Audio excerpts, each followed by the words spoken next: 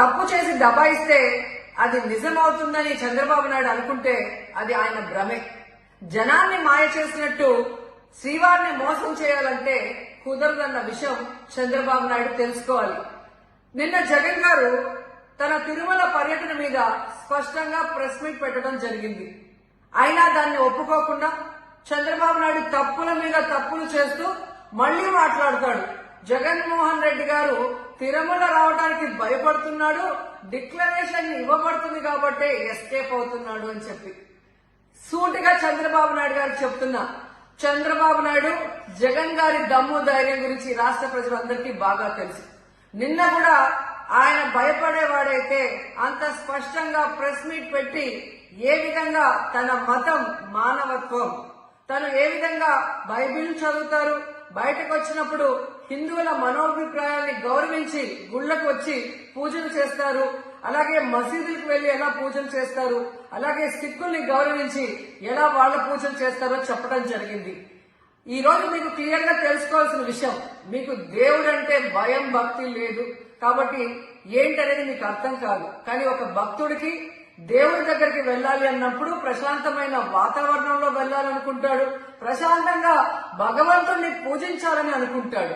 కానీ ఈ రోజు మీరు జగన్మోహన్ రెడ్డి గారు తిరుమలకు వస్తానని అనౌన్స్ చేసిన దగ్గర నుంచి బీజేపీలో కొందరు, జనసేన, తెలుగుదేశం పార్టీ ఎలా అలజడి సృష్టిస్తున్నారో అందరూ కూడా గమనిస్తున్నారు.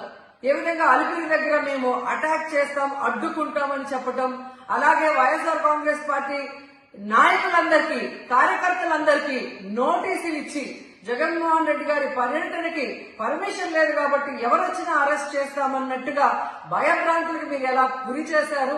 అండ్ ఈరోజు కుల రాజకీయాలు చేసి రాష్ట్రాన్ని భ్రష్టు పట్టించడమే కాకుండా మత రాజకీయాలు కూడా మీరు ఎలా చేస్తున్నారో అందరూ కూడా గమనిస్తున్నారు. ఇలాంటి వాతావరణంలో దర్శనం చేసుకోలేము కాబట్టే జగన్మోహన్ రెడ్డి గారు ఏ విధంగా ఆ తిరుమల ట్రిప్ ని క్యాన్సిల్ చేసి తన అభిప్రాయాల్ని ప్రెస్ ద్వారా ప్రజలకి తెలియజేయడం జరిగింది.